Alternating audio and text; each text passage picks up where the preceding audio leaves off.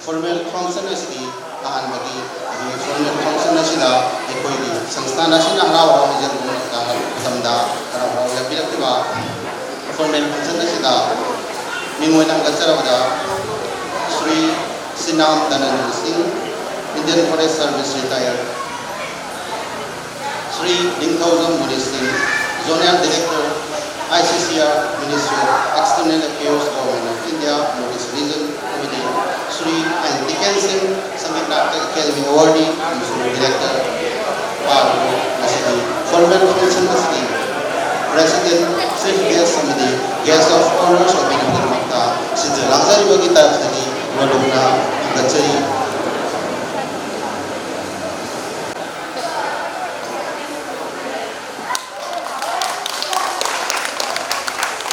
Kumna Mapuka Gachari, Makha Satajar Pada, Nasigi, Dimitri Singna, Papam Langa, Lengsin Bikra Matunda, Ekoi Sinzal Langzari Bagi Tarafdagi, Lakuri Bagi Dimitri School. Ikai Kumna Mapina Bagi Tamaka, Ekoi Sinzal Langzari, Artist in the Kosinjari.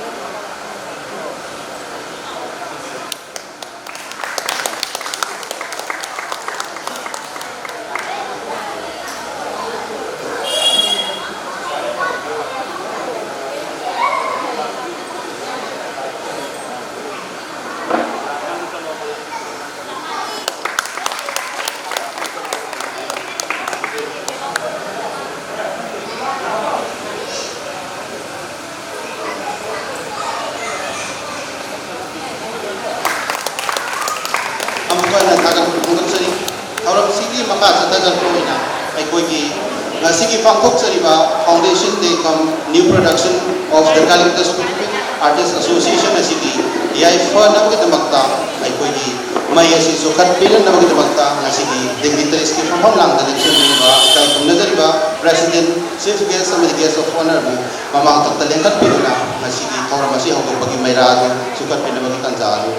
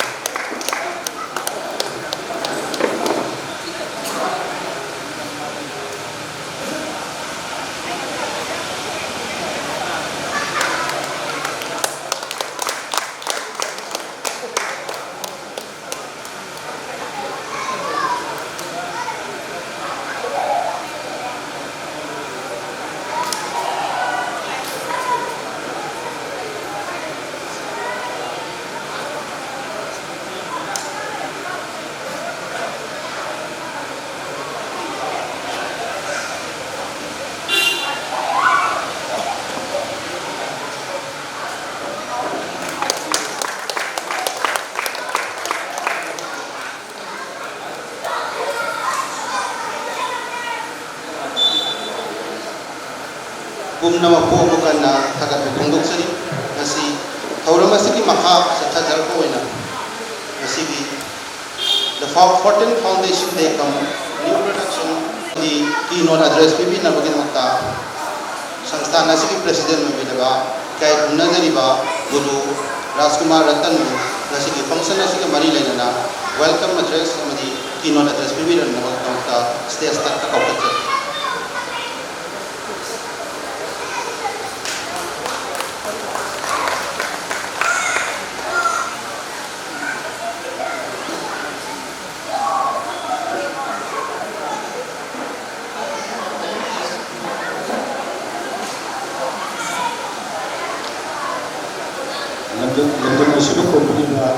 Widow Veda Manibu, Ikan, the Chief Producer, Misiki, Kaleidoscopic Artists Association, Foundation Sida, Mrs. CBSK Pamanda,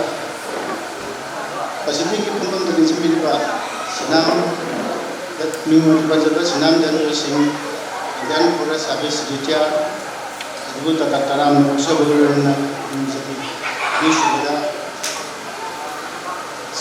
CBSK Pamanda Visibiliba, Journal Director, then Commission for Cultural Relation, ICCR, Minister of Extended Affairs, Government of India, Northeast Region, Taram Officer, Sakita Academy Awardee, Sri N. Tiken Singh, Progressive Artist Laboratory, PAL Director, Evilu Sutaram, Chabakara Commission, C. Taram Officer, Governor,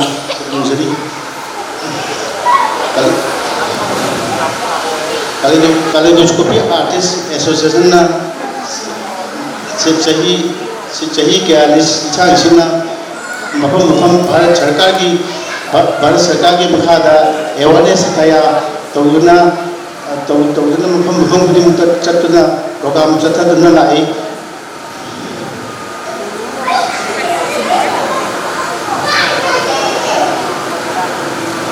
state Manipur state amasung Sarkar Sekarang ada Kaleidoscopic Artists Association program tatan dan cathali medical agri department singi aro bagi makada akola songan ramadina aro bagi makada program kaya awareness kaya matang satuna nasi pauda Kaleidoscopic mamanyam ba program kaya tawna lai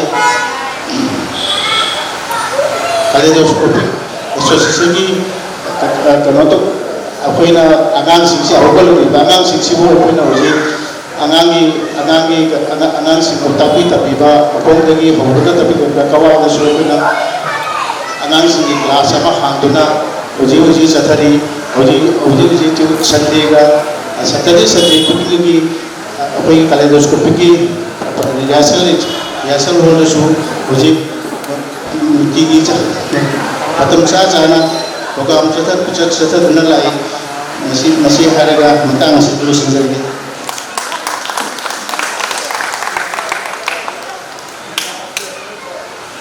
Kagat ceri संस्थान इसकी president नोबिरिबा मिंगवन हंगत चरा बता गुरु राजकुमार रतन नसीगी function नसीगा मरी लाइनना welcome अमदी की note address भी दबगे पिरम बगे तमक्ता कागत फोंदो चरी nasi thawram masigi makha sa thajal koina the Kaleidoscopic Artists Association nasi yam koi na likalam ki matungina magi senior artist mayam ma institute asina produce tawjak ki ba artist sing asina the Kaleidoscopic Artists Association chi tana tohan ma Manipur gi sangstan kaya da yauduna performance kaya piduna magi hetu sing toiba kaya amasu aduna nasigi foundation day new production nasigi tanja si lawzane hairaga the senior artist of the Kaleidoscopic Artists Association nasida artist singu felicitate to gi tanja lawzani ahan bagi felicitation nasi to birana bagi ta ekoi gi nasigi function nasigi president obiriba mingoina hangat charabada Srinam Dhananjoy Singhana artist singa si felicitate to birana bagi ta ahan bagi na kokachari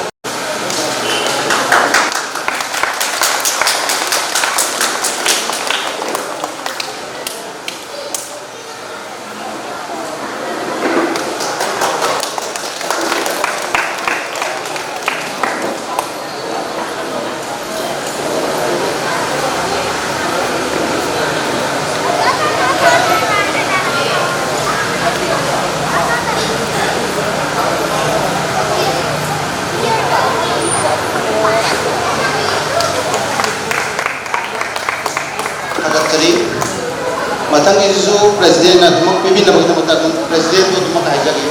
matang na kokosai sanggita talk show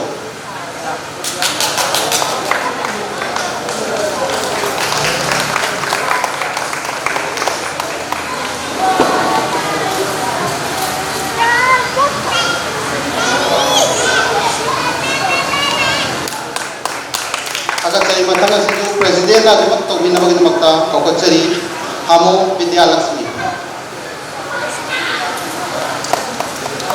Hagatsari masi Vidyalakshmi la president boy kai kumna bochari mathangi asidi ngasigi function asigi chief guest oibiriba Sri 2000 munis na bibina baginamakta noluksari kautuksari PI takelamba mathang kaukatsari KIS Romi mathang kaukatsari Sanaton Laikra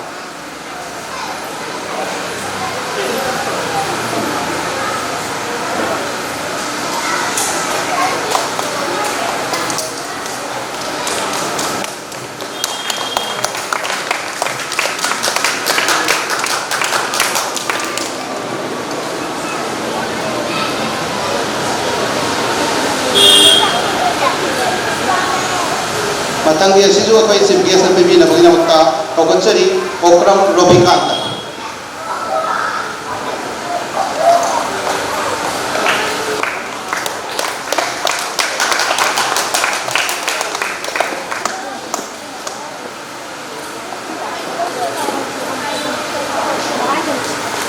Hagatsari chief guest mo matanggi kutola sa bibina baginamakta ngasigi program asigi guest of honor na laibiriba oza Sri Tikenbu artist sing nasida kudol ka binapay na wata kaukatsari Sri Sanglakpam Devananda Sarva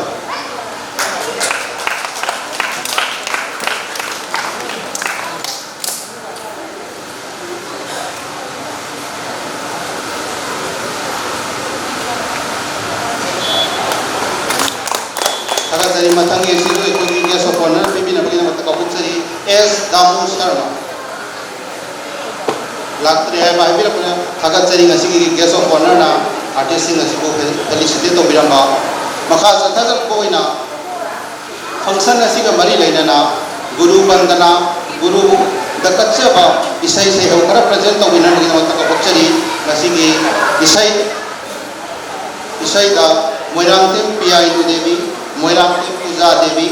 pungda moirangtem moramba amadi basida ganaraj